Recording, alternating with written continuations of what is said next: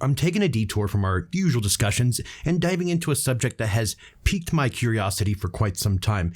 It's a topic I've been eager to explore more in depth, and finally, the moment has arrived. I want to navigate the realms of sound perception from two intriguing perspectives, that of a musician and an audiophile. Our exploration will further extend to understanding how these perceptions shape the listening experience on a home audio system. Let's get to it. I recently discovered an interesting article from years past that proposed a polarizing idea. Musicians, despite their close relationship with sound, often don't invest in high-end audio gear. Whether this is facts or not, it sparked my curiosity, prompting a deeper exploration into the mindset of musicians during the creative process and their subsequent experiences while listening to the final product. Musicians, by virtue of their craft, usually possess a profound understanding of the music production process. They're familiar with the limitations and enhancements introduced during recording, mixing, and mastering, knowledge that inevitably shapes their expectations of the end product. In contrast, audiophiles, unless they also have a background in music production, which many don't, may not comprehend these aspects as fully. When a musician listens to music, it's often an analytical endeavor. They may scrutinize the composition, arrangement, technique, and execution, their appreciation rooted primarily in performance and creativity. Audiophiles, on the other hand, often prioritize audio fidelity and quality. They listen intently for sound nuances, the accuracy of reproduction, and the spatial imaging rendered by their high-end audio gear. Moreover, musicians might perceive good sound differently. Having first-hand experience with live instruments and performances, their standards for natural or accurate sound might vary from audiophiles who typically emphasize fidelity and detail in recorded sound. Our journey today aims to shine a light on these differing perspectives and how they intertwine in the world of sound. To do so, I have asked my friend Brent Butterworth, who is a musician and an audiophile and a highly regarded audio reviewer. Out of everyone I know, I felt Brent could be the unicorn we've all been looking forward to hearing from about the subject. Let's dive in with Brent to get his perspective. In your experience, how well do high-end, obviously as an audiophile, this is cool about you. You're an audiophile and you're a musician. So in your experience, how well do high-end audio systems capture the moments inside of a studio recording session? And are there particular elements of performing in the studio that are hard to reproduce accurately? I think that's something that a lot of people have been wondering, how an audiophile and a musician, or even a musician alone, would balances that train of thought. Sure. Well, it's you can't say a studio, because studios are a lot different, and some of them have really good sounding monitors and some of them don't. Mm-hmm. But some people are really good at mixing on really bad monitors. Some people are only good at mixing on bad monitors. I mean, there's sort of a tradition of bad monitors, like the legendary Yamaha NS10. But a studio could be, like for me, a studio, I mean, I have recorded in professional studios several times, but for me, a studio is usually my attic with a mattress and a foam pad and some cheap foam on the ceiling and a couple of blankets, just because I need it real dead. For some people, for say David Chesky of Chesky Records, for him, a studio is a beautiful sounding live recording space, and that could be a club in like the Rockwood Music Club in New York, or it could be St. Peter's Church in New York, where he used to record all the time. I think still does. And he's trying to capture the acoustics of that space, as you do in like classical recordings and all that. I would say that if you have a really good set of speakers, even just a decent set of speakers, and you listen to a Chesky recording, you will get a result that feels a lot like being in that space when the recording was made. And I've actually been to one of his recordings, and I've seen everything he does. I mean, he changes a lot, but still, you're going to get he's trying to capture an event that's in a space. Whereas in most studio recordings, that has nothing to do with it at all. You're going to be probably recording in a fairly dead room. You might have a good sounding room like Capitol Studio A, but you're probably going to be adding a lot of reverb, and you're going for an effect. And a high-end audio system no audio system has really anything to do with that. Now, granted, they're going to be monitoring on some kind of monitor speakers, and which might be Genelecs, or might be JBLs, or might be Westlakes, or might be Yamahas, or might be who knows what. Uh, Adam, there's 20 different brands of those things.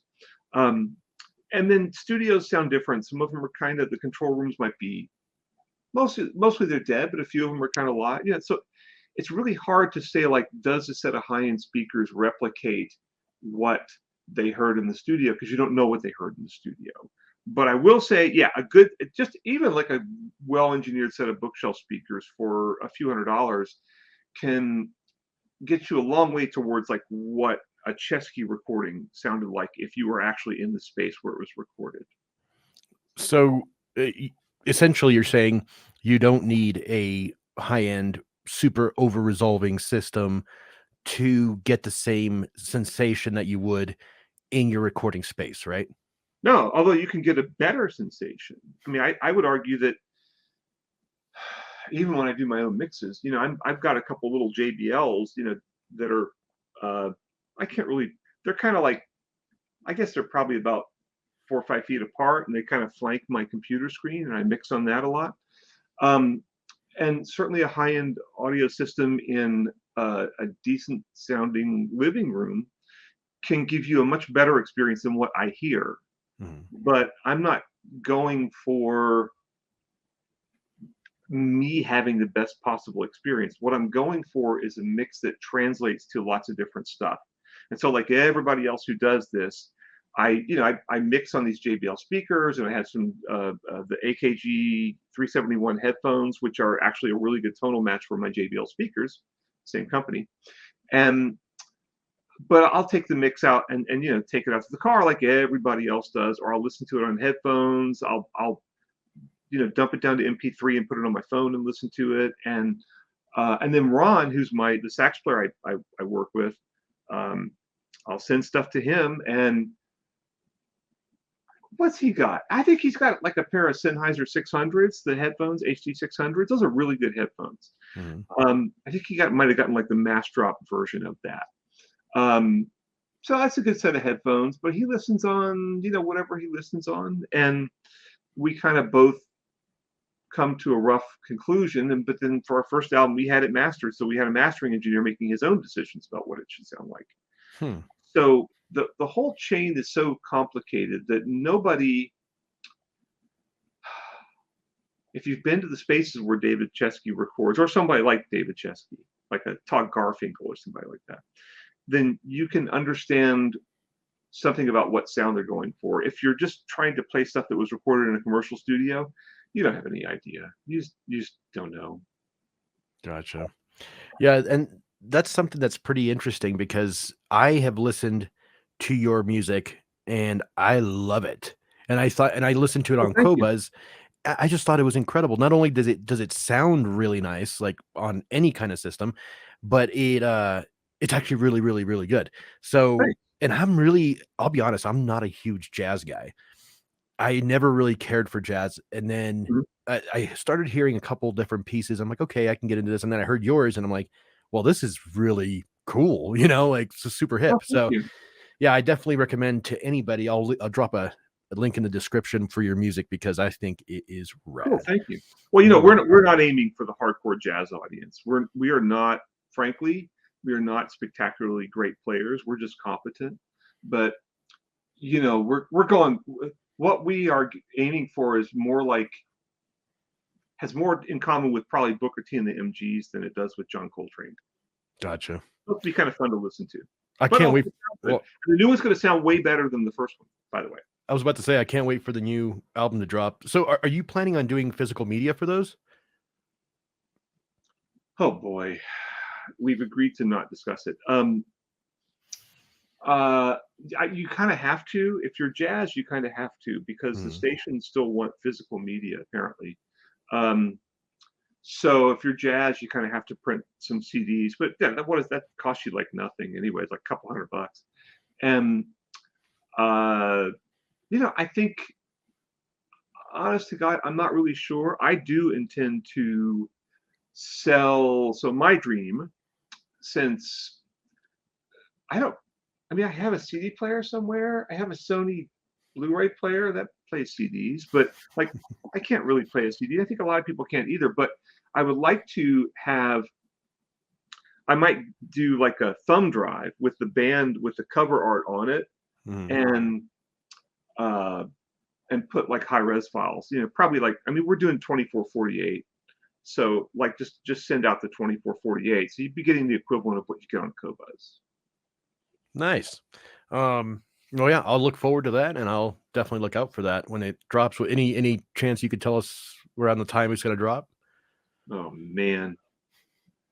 No. Well, we have 4 tunes that are in some state of repair. I'm hoping to get a 5th one going.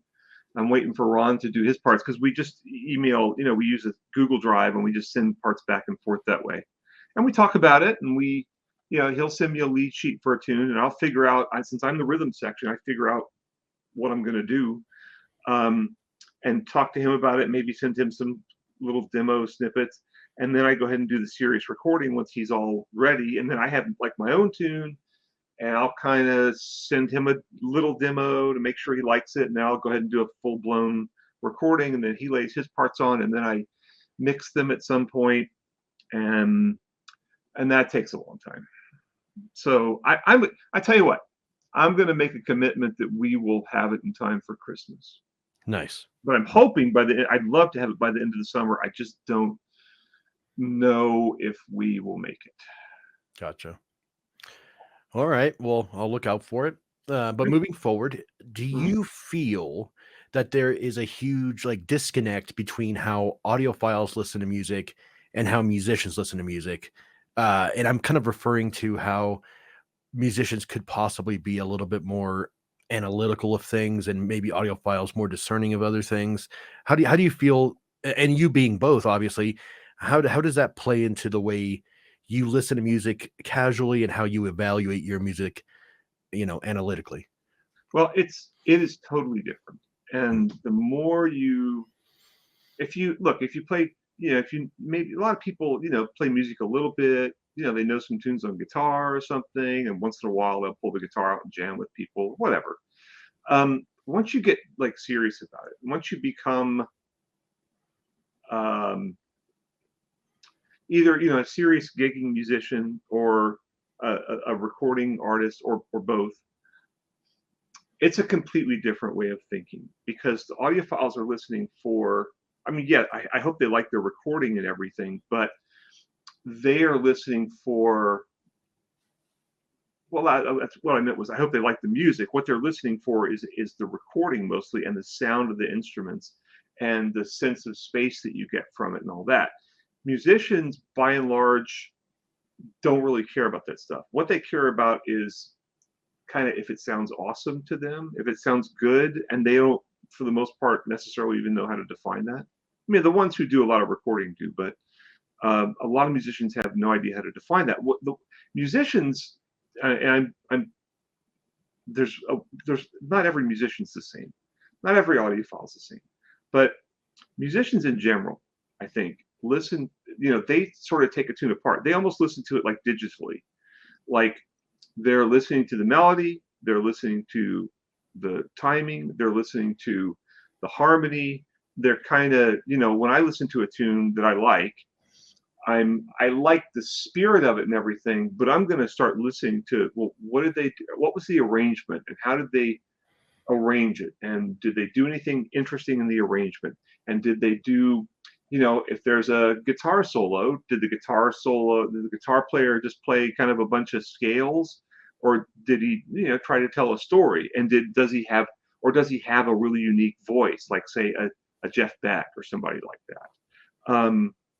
And musicians tend to think along those lines, and especially if they play a certain instrument, at some modest degree of skill, they're going to probably be listening primarily to that instrument.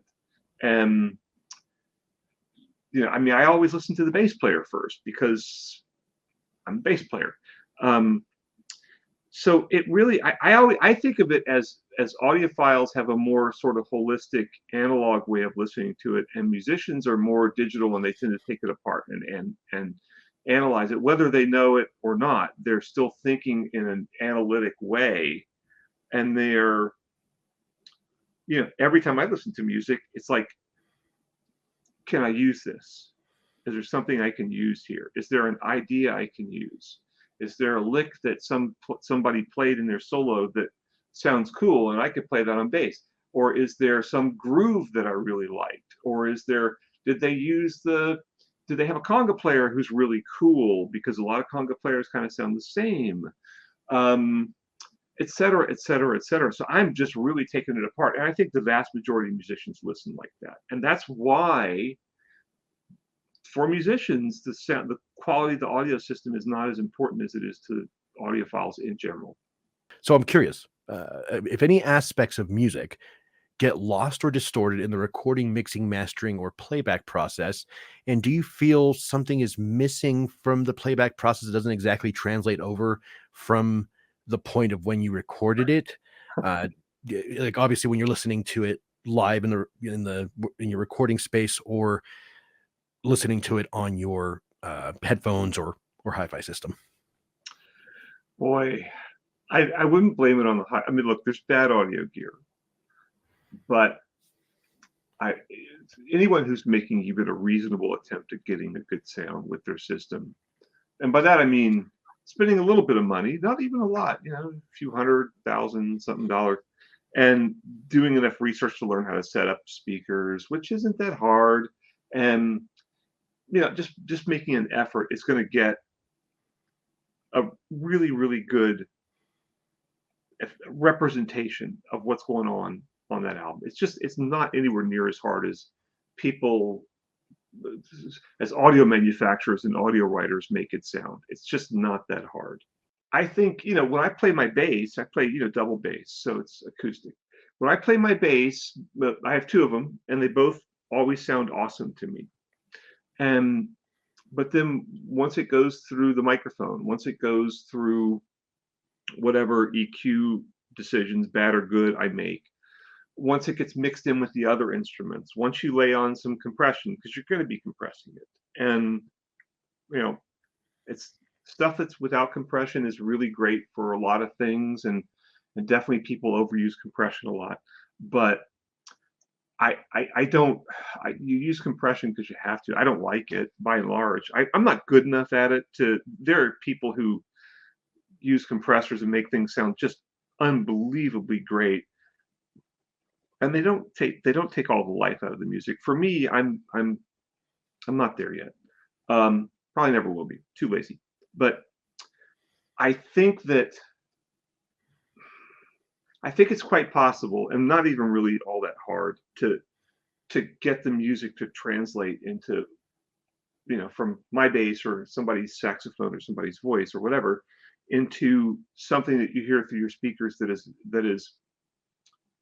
where there's not much lost, really. I mean, is there a big difference between hearing a live performance at say a jazz club of an acoustic jazz group and hearing that on record? Well, there shouldn't be. There's not a good reason for there to be.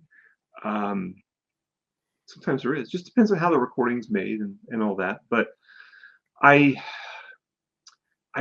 really think that commercial recordings are just, I mean, they sound awesome, but it's an artificial creation. Even if it's an acoustic jazz group, most of the times it's still pretty artificial compared to hearing them live. And you can see that by just listening to some recordings, and not Chesky. Listen to some standard jazz label, and then go listen to a jazz group live. It's a different experience.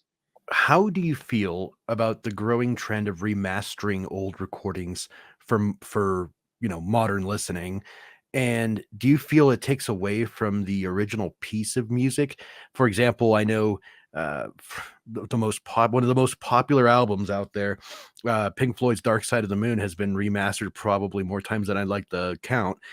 And how do you feel that has progressed and evolved from its original recording?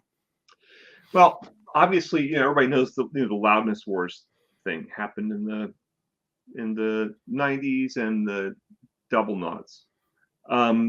it's not as much of a problem now because they've introduced LUFs and there's sort of standards, and like if I think Apple Music has a standard of minus 16 LUFs. So if you don't, and LUFs means the average level versus the peak level, right? So if it's minus 16 LUFs, that means your average level is going to be 16 decibels below your peak level.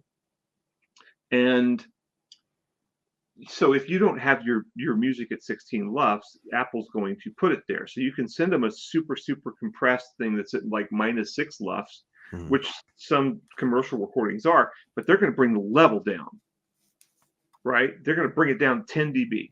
So that's a stupid thing to do.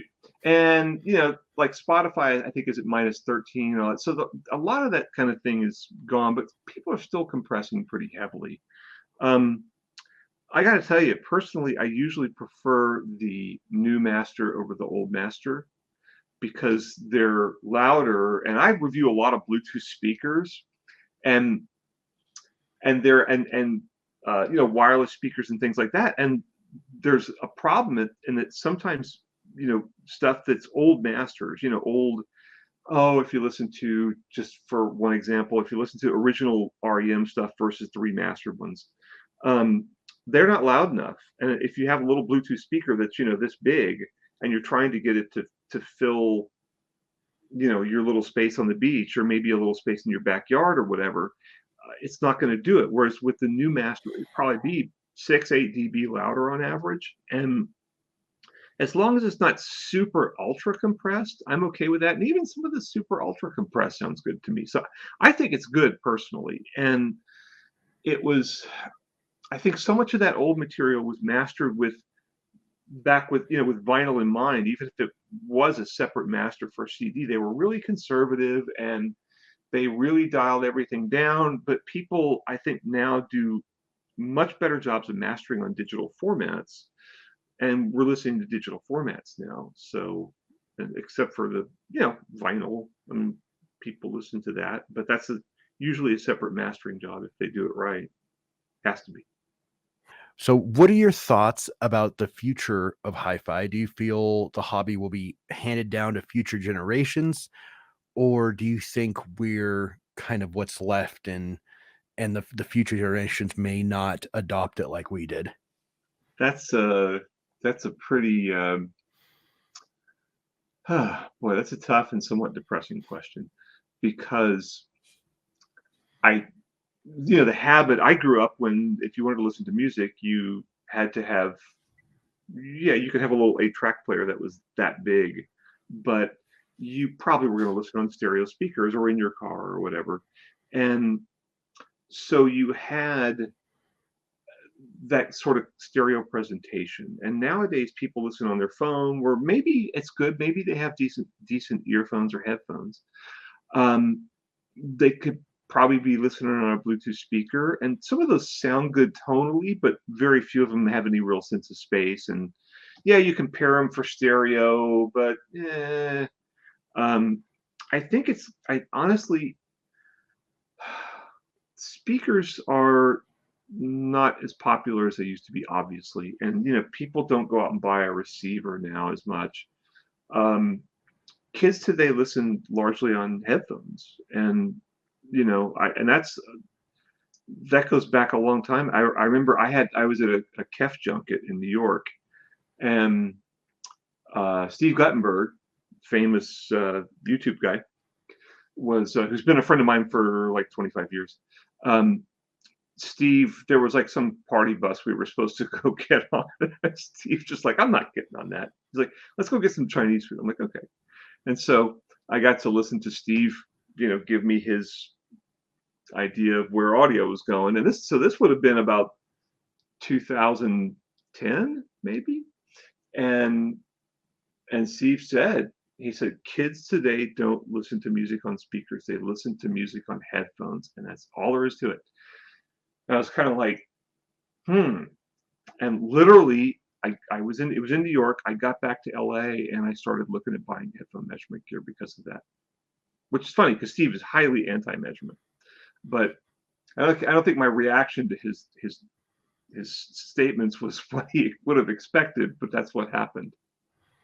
I do watch him quite often. Actually, when I first started doing reviews on YouTube, he was a huge inspiration because he's you and him have both had a huge career in the reviewing sector, and then watching him on YouTube, his experience really shows, really shows through. Yeah.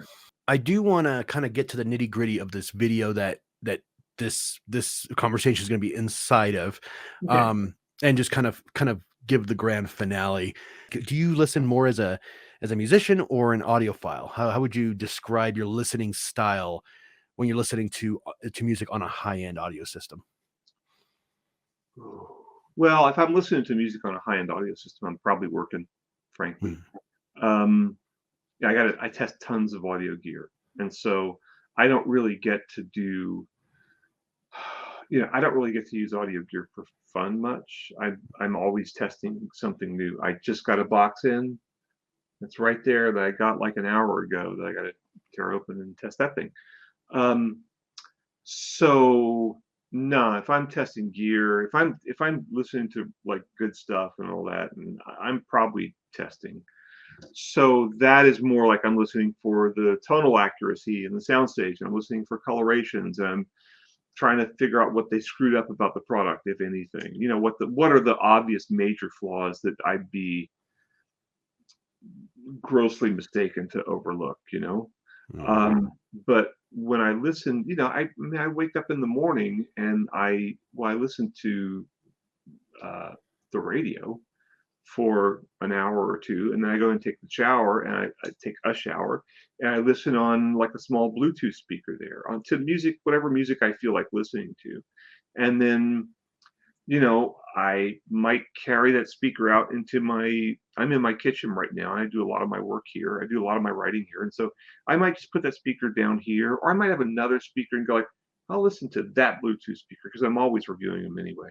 And or um, I might go walk my dog, in which case I'm gonna just put on, I have Apple AirPods Pro, I have Beats Fit Pro, I have some really cool what's the brand? It's like the KZ Bluetooth adapters with a 10 HiFi T3 Plus earphones. I love those things.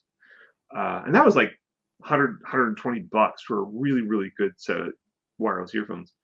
And I listen to those a lot. I go to Starbucks and work all the time. And I listen to if I go to well, no, if I go to Starbucks, I bring noise canceling earphones because they're playing music kind of loud. But I also have a local library where I go work, and they have a little coffee shop, and it's pretty quiet. So I bring my 10 hi-fi ones, and I'm just kind of if I'm listening to music, yesterday I was working in the library for 2-3 hours, and I was listening to Charlie Bird, jazz guitar player from like the 50s and 60s mostly, 70s also, I guess. And I was just banging through a lot of his collected works on Spotify because I realized, I never really listened to him much. I should listen to him. And so in that case, I'm not listening as an audiophile. I'm like, what did this dude do? Oh, his bass player is really good. Who's his bass player? And, how did he arrange the tunes? What kind of solos does he do? Does he is he tearing it up like Mike Stern or somebody, or is he kind of laying back more and playing just more melodically and simply like Gabor Sabo? Uh, that's the way I'm listening when I'm not working. I'm Nice. I'm I am because I'm always recording music. I'm pretty much always recording some new tune or trying to write a new tune or something.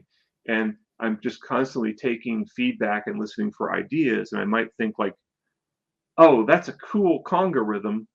I'm going to lift that and use that and see if that works with this tune I'm recording. So I listen as an artist, but when I'm listening to really good audio gear, I'm probably working. So I'm listening as an audiophile then. So Nice. Yeah, it's hard for me sometimes as well, to step away from evaluative listening when I'm trying to just enjoy something via headphones or whatnot. I'm constantly judging, Yeah. if that helps. To be honest, this whole thing, this whole reviewer thing, and this whole thing, my time with in this industry has kind of ruined the way I listen to music. But at the same time, I've been blessed to have been able to listen to some amazing components and speakers and Yeah. and all that, but which also ruined my experience because I can't afford half of them. So uh, it is what it is. Yeah. Well, this, honest to God, I really I didn't play music for about, I got out of college and I played for a couple years, messing around. And then I moved to New York and I got into the magazine business.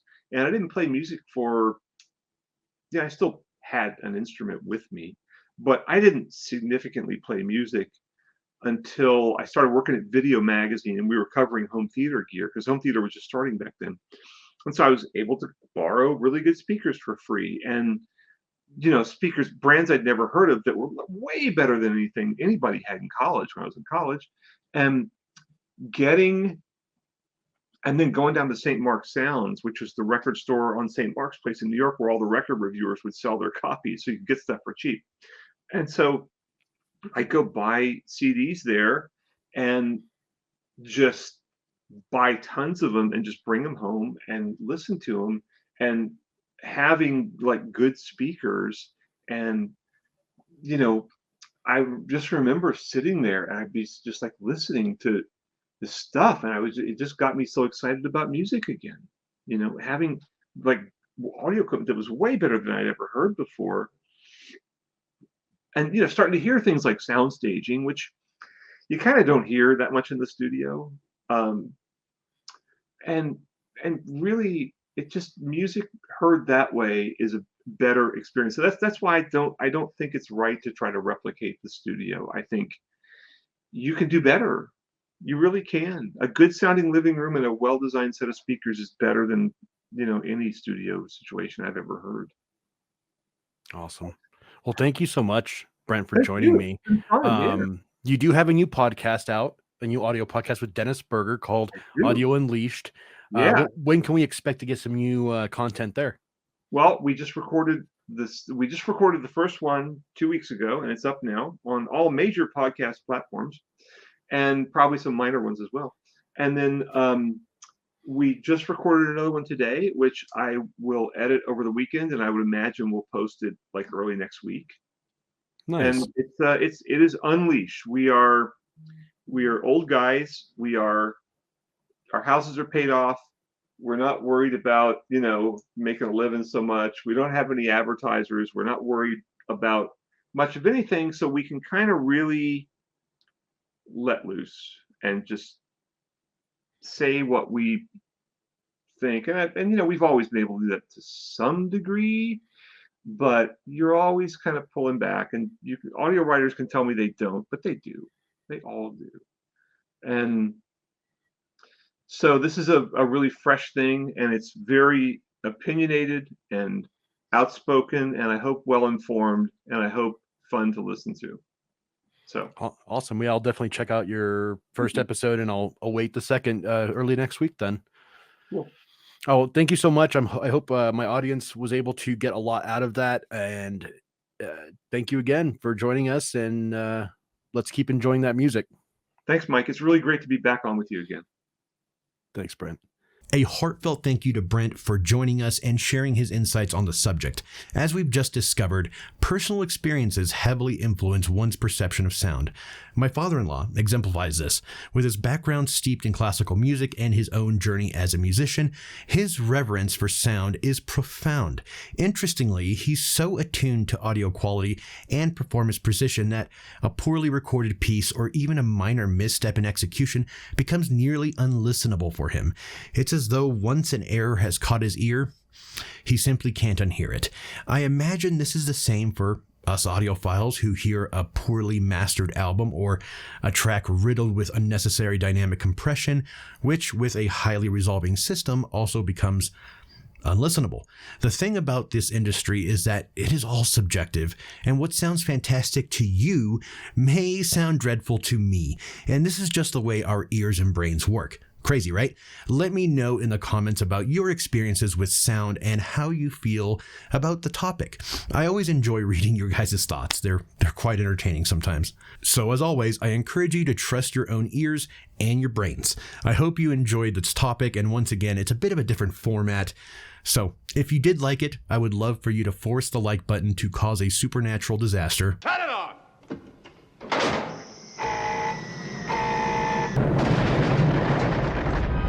Subscribe to the channel and ring the bell to get notified every time a new video is born. With all that said and done, I'll see you on the next one. Enjoy the weekend, my friends, and happy Memorial Day.